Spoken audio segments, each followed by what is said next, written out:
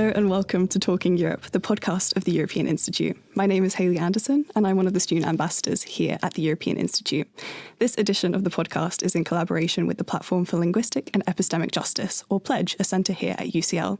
I'll explain more about PLEJ shortly, but firstly I would love to give the warmest welcome to our guest, Ciara Broderick, the 2025 Writer-in-Residence for the European Institute. Ciara, thank you so much for joining us today. Thank you so much for having me, Hayley. I'm excited to be here.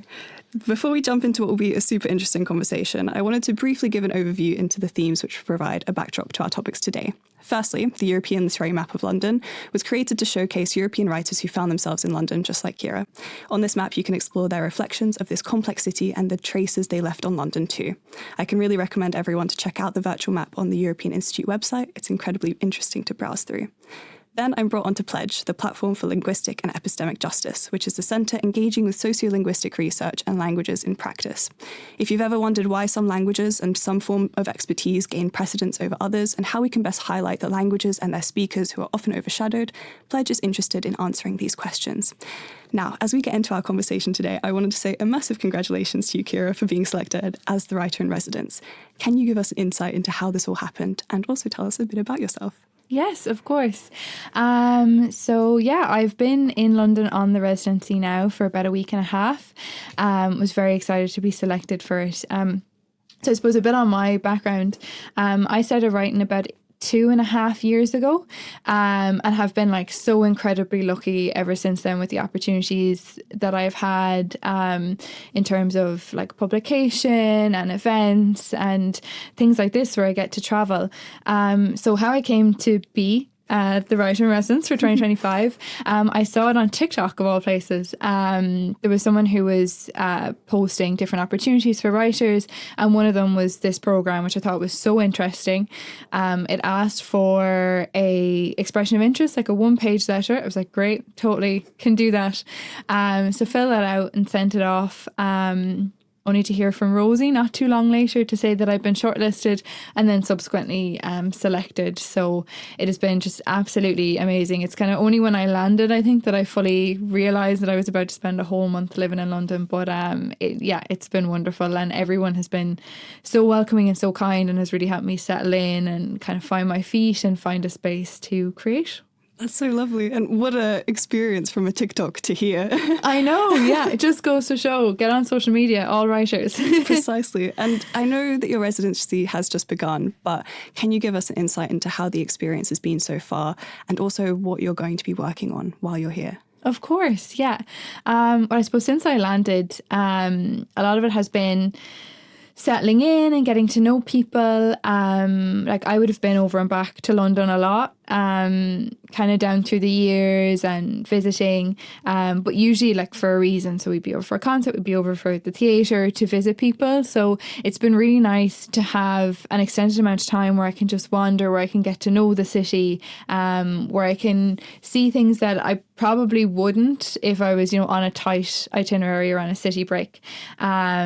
And then getting to know UCL and kind of being immersed in an education sphere as well, and getting to talk to lecturers from lots of different disciplines has been really inspiring. The project that I'm going to be working on is a contribution for the map. So it is a short story. So it'll be in both English and Irish, or available to read in both English and Irish. So what I'm hoping to make it, I suppose, is the story of a young woman who comes to Ireland, or comes to London in the late 80s, kind of on her summer holidays from college to work for the summer. So it's about her trying to find her identity as she's away from home, far away from home for the first time, but also finding herself drawn back to who she is at home as well, and understanding what that means, and I suppose how we fit into our lives and our homes and our families and all of that in the context of this big wide city which offers her so much. So that's the general gist of it. That sounds so fascinating, and we'll get into more detail on your writing shortly, but something that I wanted to touch on that I found really interesting in your bio was the emphasis that you placed on the Irish language and how this was something that you wanted to illuminate during your time here. At PLEJ, we really aim to put a spotlight on these languages that have been marginalised or excluded. And I wanted to learn more about the significance of Irish to you and whether it plays a role in your work. Yeah, I love talking about this. So I wouldn't have grown up an Irish speaker. Most people in Ireland don't. Our Gaeltacht areas are quite small. We would have learned it all through school, but I suppose when you're young, especially when you're in a teenager and you're kind of doing it for your exams, like you don't care. The things that they're teaching you and the poems that they're showing you and the stories, they're not something that mean anything to you, and you're just focused on getting those marks. And when I left school, there was a part of me that always wanted to go back to it. Irish it's a beautiful language, and it is such a meaningful part of our identity, like our cultural identity, our history, even like obviously Irish literature is very well regarded across the world. But like, we're very lucky that we come from a great creative tradition in Ireland, and a lot of that has to do with the language as well.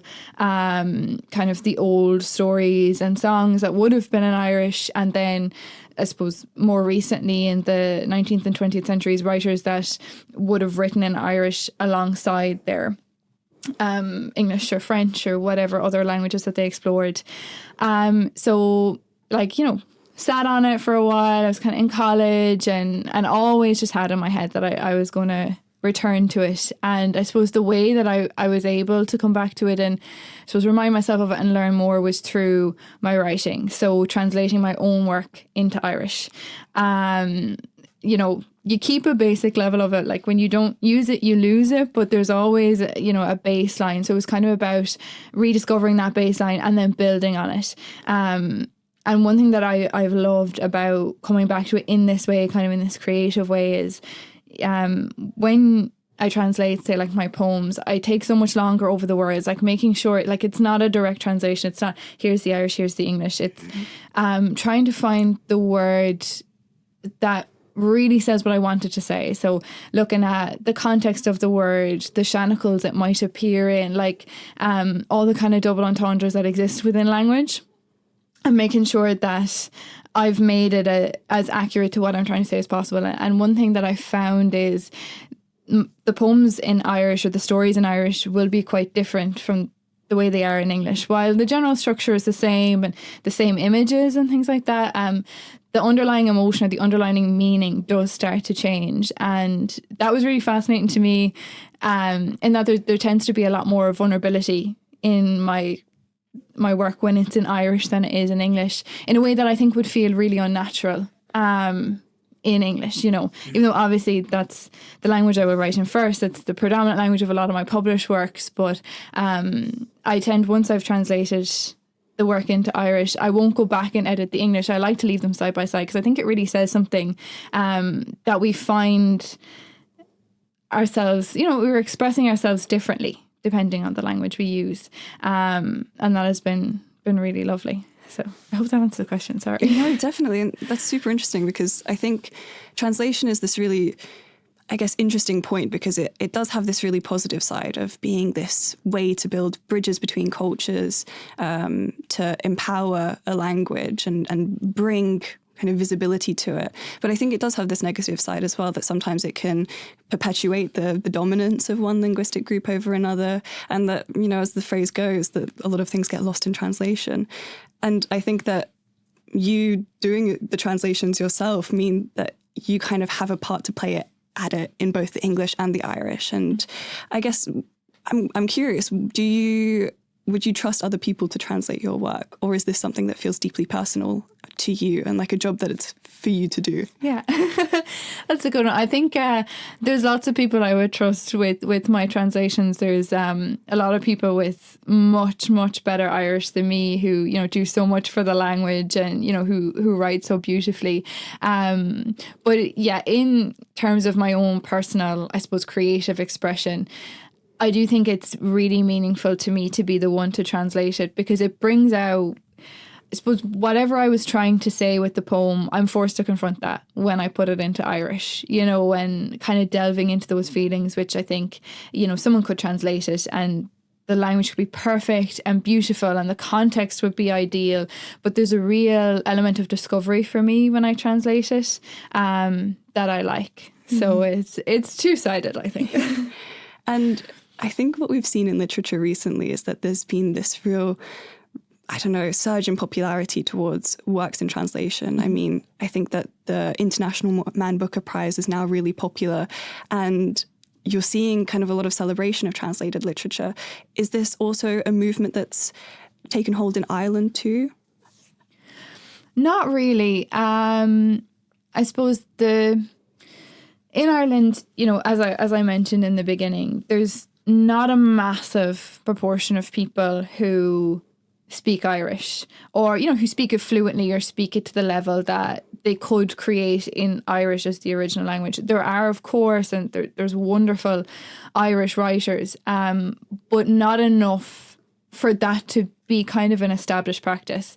There's some brilliant Irish bookstores in Dublin, you know, across the country, where you can find these gorgeous books that are in Irish, but kind of they remain in Irish.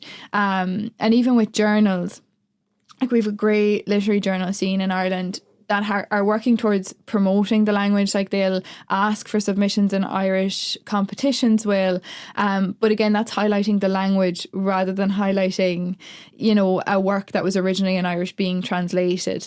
And I think that's so important. Like it really, really is. It is important for us to have a space where we can engage with the language, we can read it, where we can speak it. Like that's the only way we'll kind of grow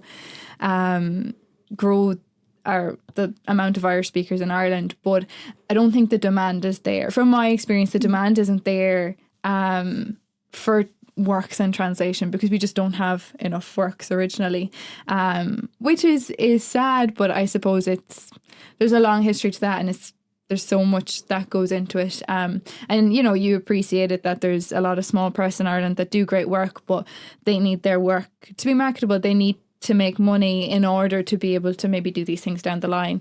And unfortunately, if you release a book in Irish, there's going to be quite a small amount of people that will buy it and will be able to read it no matter how good it is. That's true. Do you see a future where, I guess, firstly, there could be this resurgence in literature in Irish, and also do you think that you could be a part of it? You talked a bit about translating from the English into the Irish. Do you see yourself in the future doing, I guess, the reversal of that? Yeah. I don't know. Again, there's people that are so much more qualified than me for that kind of thing. I do see, as I said with the journals, like I do see there being a commitment to highlighting Irish as a language, to giving it a platform, and for creating those spaces for the language. You know, the likes of the Irish Writer Centre, they run events where they're bilingual. So again, they're looking for speakers in Irish and in English, or in both. And there's a lot of young people, and I see it on social media all the time, you know, who they're making TikToks in Irish, or they're speaking in English on their TikToks, but the captions are in Irish. There's great Irish TV. And, you know, there was recently, we have this discussion, I think, every year for like Seachtain na Gaeilge in Ireland about, you know, should the language remain mandatory and the Leaving Cert, and like, should we learn to speak it more, and how do we do it? And I think we have a lot of influencers now who are making that commitment. And so I would hope that over the years that will mean that there is more of a space for it. But I suppose you do need a level of buy-in, and it's totally understandable the people that would have done it in school and then moved away from it. Like trying to find that time and trying to find the headspace for that can be quite difficult. So I think it will be a slow process. And I think I'm just going to stick to my own little works for now and leave it to the big dogs to do the heavy lifting. I think that sounds fantastic. And you're right, it's going to take a kind of commitment from lots of different angles and actors. Moving on to your writing in particular, something that I really enjoyed about your writing when I had a little snoop on your website was not only the fact that it was so beautiful, but also the significance that setting plays in your work and how your characters interact with the world around them. There was one story in particular where back home was almost this entity that was personified, that it took on a character role in itself. What sort of settings and characters, and through that, what sort of themes do you most enjoy writing about and exploring? Yeah, I suppose, I love writing about landscapes, and I think our identity is so tied to where we grew up. For good or for bad, you know, I was very lucky that I connect very deeply with the place that I grew up and the landscape around me, and I had a good experience of that. And And that may not be the case for everybody, but it doesn't mean you're not completely shaped by that. The landscapes that we look out on, it has a massive impact on you, what you look at every day. It has a massive impact on you, the kind of people that are around you that can live and survive in certain settings, obviously, depending on how inhospitable your setting may be. And I think it's a real part of, like, again, the Irish psyche is this idea of home, and it's linked to identity. We are a country that has had massive levels of immigration throughout history, and this deep connection with back home. Like, that's such, as you said, it's an entity in and of itself. And I moved from the countryside to Dublin, and I still talk about back home, and I'm so quick to let people know where I'm from. And that ties into the way that we as Irish people, we need to place someone, we need to know who they belong to, like, who their family are. And it probably does stem from this thing of having to go away and then come back, and the sense of safety in others who are like us, like trying to find that connection. When I talk about place a lot, and you may have seen that in my stories, there's characters who they will never leave. Like, it's such a part of them that they can't be separated from it. But there's also people that will be massively limited by what's around them, and you look at kind of the physical landscape and you go back through history. It's, could you farm? Could you make a living off a landscape? Could you fish? And now it's kind of like, is there a major town nearby? Is there transport networks? Like, it kind of repeats itself over and over and over again. And over time, the landscapes are shaped by the opportunities of the people that are there, and who we become, and kind of, I suppose, how we value ourselves and what we see our options as being is tied to what's around us as well. Whether that's the natural world, whether that's the kind of physical infrastructure. And I love the relationship between physical landscapes and emotional landscapes, that they're so nuanced and there's so much to them, and they're shaped by so much that has gone before that you may never know or understand. And that fascinates me. Definitely. I think you can kind of track a sort of history even through that emotional landscape as well. Your character that you will write about as part of this residency is undergoing her own emigration to London. What are the difficulties that she may face being in the city for the first time? Yeah. So for this character, I think there's the obvious challenges of moving to a major city. I see her as being someone who would have left home to go to university, but where she would have been, like the city she would have been in, would have been on a much smaller scale. So now she's in London, which is like, this massive like beast of its own, and it has such a reputation, and it's, like, I think everyone comes to London with an idea of what it's going to be and who they have to be to fit in. So I think she would struggle with the overwhelm of that, and also with who she wants to be in the city. She's completely separated from her people for the first time. Because again, in Ireland, there's a thing, you're never really that far away from someone who can tell your mother on you. This is her first opportunity to really feel that she's out from under that gaze, and out from under, I suppose, the expectations that would be on her in an Irish context generally. But also kind of the fact that she may struggle with that is kind of the self-doubt that comes with being like, well, maybe I'm never going to be this great person. Maybe I'm never going to achieve these things. Maybe I'm not that different from, say, like my mother, who I think is old and uncool, or, from my friends whose lives are going in a different direction. Like, maybe I won't be able to achieve it. And I think cities do that to us, particularly ones like London, or the likes of New York, or these things that have a myth all of their own. My character as well, she's, I suppose, because the story is set in the time frame it's set in the 80s, like there would have been anti-Irish sentiment at the time. If you haven't seen it already, I would absolutely recommend The Brightening Air by Conor McPherson, which is in the Old Vic at the minute. But there was just a little joke about that in that play. It's a brilliant play, but they kind of touched on that. So, again, Irish people would be lucky in that they would have spoken English with an Irish accent, but, you know, not a particularly strong accent like would have that people from kind of other places in the world would have been. And that allows a ease of access. The fact that, you know, we're white, that we look quite similar to English people, we can move through these spaces quite easily. I suppose for her, it's suddenly coming into contact with negativity or discrimination, or realizing that there is this massive I suppose, mistrust of her as a person based on her nationality, which she wouldn't have experienced before. And how does she navigate that? Or, you know, again, she will have grown up speaking English and her English will be perfect, but that her accent may be seen as, you know, she may be seen as less intelligent because of it, or like all of these things that wouldn't have been an issue for her previously are suddenly coming to the fore. And it's how does she navigate them? How does she keep a hold of herself when she's suddenly surrounded by other people's impressions of her in a way she hasn't been before? That's super interesting. You know, I found a quote on the literary map. London is the grandest and most complicated monster on the face of the earth. And somehow, despite the quote being from 1829, I think that statement still holds today. This idea that there is so much uncertainty that you have to grapple with upon arriving in such a big city as this one. But also this idea that you can sort of be invisible a little. That it's this kind of interesting dichotomy between constantly feel like you're being watched, but then also being able to, I don't know, find invisibility in the crowd a bit. In terms of your character's identity and perception of herself, how does that change? And does her language have to evolve as well during the time that she's here? Yes.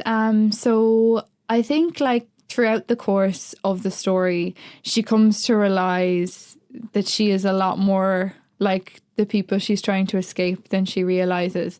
But realize that there's an awful lot of power in that, you know, that who we are is really important. And that may be not be who you thought you were going to be at 18, 19, who you thought was cool or worthy at that time.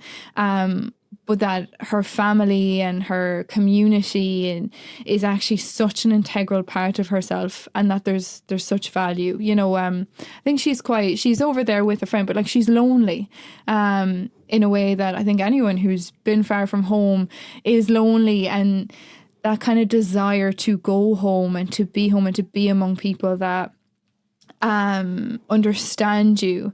She realizes that that's not a weakness, and you know that her life can be so great and meaningful without her having to escape who she grew up as, or you know, who she is really. And I love the language thing, because obviously, you know, we've spoken about Irish and English and kind of my journey with that. But another thing that I love is the Irish vernacular. So the fact that the Hiberno English, so that Irish people speak English in a way that is just a little bit different. Like we've certain phrases, we've certain grammatical structures that they're taken from the Irish, and you know, they're totally accepted, and they're not terribly noticeable, except sometimes when you're talking to an American and they ask you to repeat yourself and you're like, I didn't say anything wrong, but you realise that what you said is completely grammatically inaccurate. Which it's super fun and kind of very specific. But I think for her in this context, as she tries to fit in initially, like she's trying to strip away every part of herself that marks her out as different. So that would be looking at the way that she speaks, and looking at kind of, again, her accent, how she forms her words, and then that others her, makes her seem less than the people around her. So that is interesting. But then also kind of having that kind of homesickness of like, well, I don't want to have to do this. I don't want to have to change myself, but also I want to be accepted where I am now. And I think there's an interesting thing with Irish that, you know, a lot of Irish people, if they have a level of Irish, like they will use it when they're abroad to talk about people, people around them, or to say things that they may not necessarily want to overhear. Other people to overhear. But I think in this context of the story, like any urge that she would have had to do that with her friend who she's with, like they couldn't do that because that was a language of terrorism at the time. So I think I've thought a lot about that just over the past few years and hearing kind of my mother's experience of doing what my character does, which is come to London.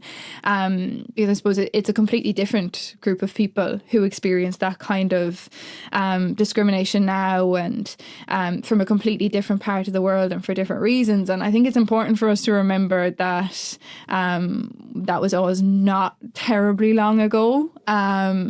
And to just have that bit of empathy, you know, as we celebrate ourselves and our national pride and our language, you know, to really connect with people who are experiencing what was done to us not that long ago, and ensuring that we don't forget about that, and that all conversations come from a place of compassion and empathy and work towards a place of understanding, I think.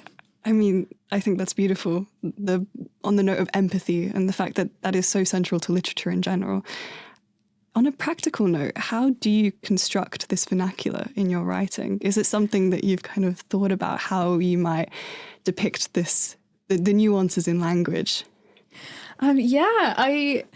It's funny because I write a lot of stuff that's set kind of close enough to where I'm from, where people, you can probably hear like I have a relatively flat accent, but that there is, it kind of comes out sometimes, but it's a bit diddly-eye, and you know, there are these kind of fun sentence structures that we use, and I think when I write certain characters, or I write conversations among, you know, families or friends or whatever, it comes naturally to me to structure the vernacular as we would say it, without thinking about it, because I can hear the voices in my head really clearly, and I only really reflect on it when someone else looks at it who maybe isn't from where I'm from or doesn't speak like that, and they kind of say, well, I could never write that. I could never write that voice because I just don't get. And it kind of strikes me that it's not inherent in everybody's head.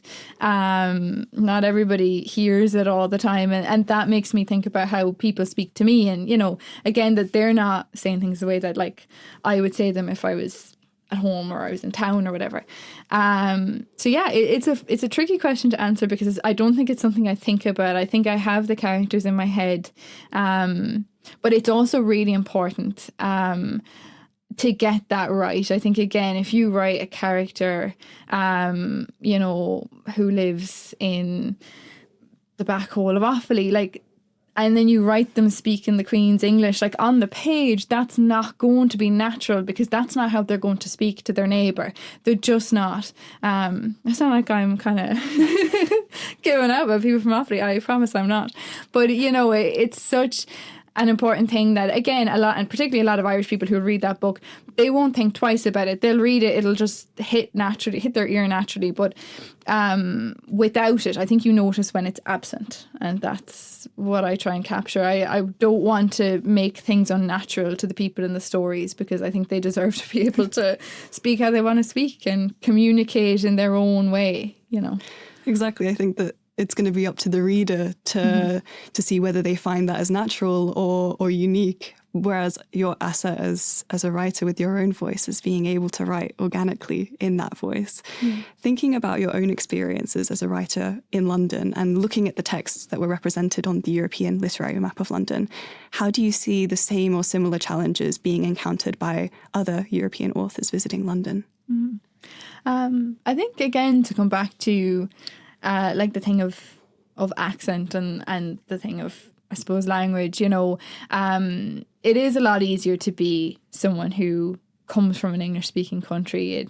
There's, I think, an inherent trustfulness, you know, that you're met with that is not always everybody's experience. And you're very impacted by the attitudes of people at the time. So you look at the European map of literature, and you look at kind of maybe what may have been happening socially or politically across Europe at the time that these writers were coming to London and writing these pieces.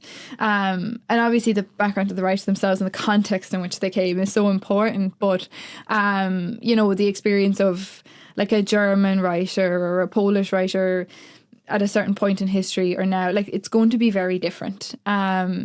I think it is that the great strength of the European Map of Literature, particularly as they look to expand it and bring in more voices and more diverse voices, is you are getting that kind of overview, that you can have two people from the same country at different points in time have had completely different experiences that may not necessarily be to do with their background, but is to do with how the city received them.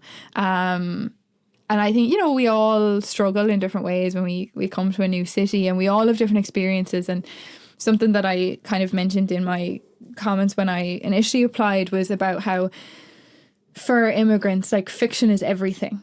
You tell yourself a story before you come, and you tell yourself a story while you're there, and you tell the people at home a story about how you're getting on, and then people back home they'll talk about you, and whether it's accurate or not, who's to say? But there is such an element of storytelling and fiction in the experiences of people as they move kind of away from their place of origin. And again, to be able to see that, to be able to look at maybe what a writer may have written at a certain point, about their experiences and how London had changed them. And to think about, well, what would they have said on the phone to their mother that night? Would that be accurate? And identity, again, I feel like I'm repeating myself, but it keeps coming back to that, is we are fundamentally changed by the experience of moving from place to place, and just traveling in general. You could go to a place for quite a short amount of time and find yourself changed or moved by it, and that can bring up a lot of challenge personally in terms of who are you in this, what does this mean for you, what direction will this put you in. So yeah, I think it's funny, like, there's a lot of, I think, to look at the characters across the map, there will be a lot of overlap, and I think it's interesting to find at which points those overlaps come, because it's constantly evolving and changing, and that's really a great benefit of it, I think. Definitely.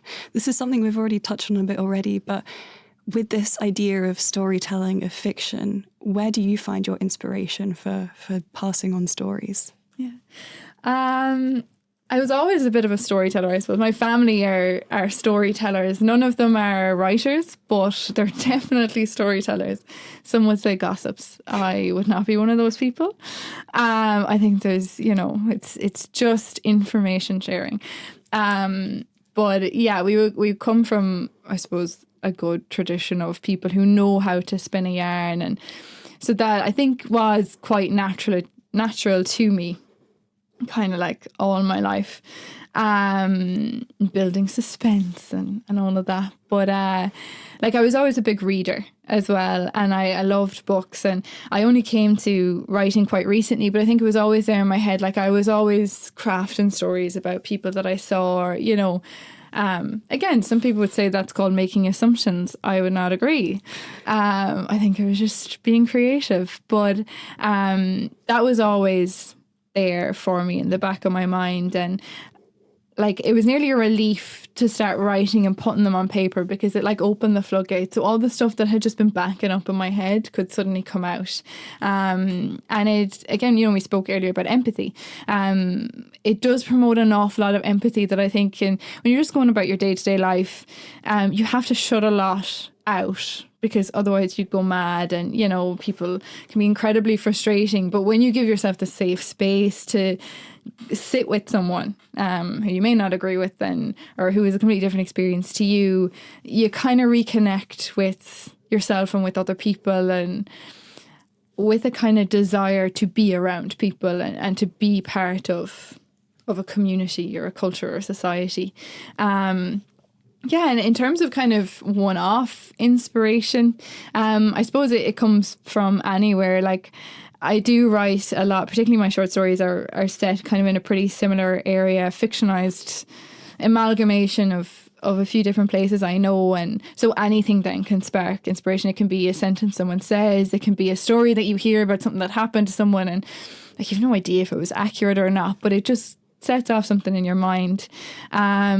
And then kind of broader issues, like there's, I suppose, the great thing about writing is there's all these different themes and there's all these different things to build on. Like, something I was reading about recently was the Celtic Renaissance, with the likes of Yeats, and kind of like these folklore elements, how they became poetry, or they became, they were brought in different ways to these works of fiction. And I love stuff like that. I love taking something completely ordinary and then you're talking to someone else, you're thinking about something else, and you bring in these elements. And even if your story isn't about folklore and it's not about magic and it's not about fairy forts, that there's something there in the back of your mind that like it's just for yourself, no one else is going to get it, but you need to bring that in. And you're kind of keeping, I think, a lot alive when you write stories of people, not just of the people who may have inspired them, but just about your culture in general, and I love that.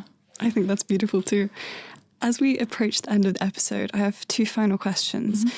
The first one is admittedly a bit selfish, but I think I'm doing the audience a favour by asking a writer such as yourself, what is a book you'd recommend, something that you've read recently that's really stuck with you? I think it would have to be Though the Bodies Fall by Nola Regan.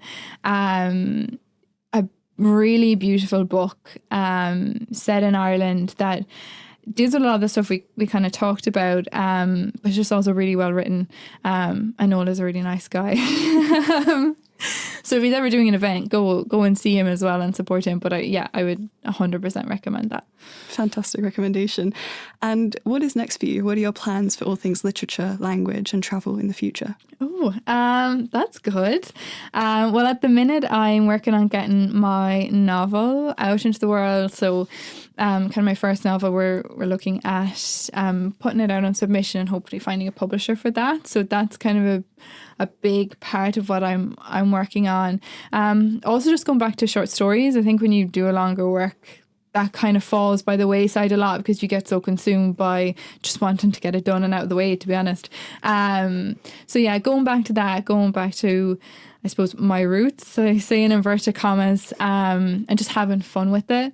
And yeah, travel. I would love to see more of the world. Like obviously I've got another few weeks in London, so I'll have a great chance to explore. And hopefully this will not be the only time I travel for writing, that this will be a bit of a habit. I would love that. I'm sure there's more to come there. And if people are interested in following this journey of yours, where can they find you online? So I'm on Instagram and TikTok as @Ciara Broderick _. Also, if you just Google me, you'll find me. And I have a website as well. So any of those, you'll be able to find updates on what I'm up to. Fantastic. Well, on that note, thank you so much, Ciara, for joining us today and for such a fascinating conversation. All the best with the residency and everything else that's to come. You can find the UCL European Institute and more episodes of Talking Europe on Instagram, LinkedIn, YouTube and SoundCloud and on our UCL website. Thank you so much again, Ciara. Thank you, Hayley. It was so lovely talking to you. And thank you to our listeners.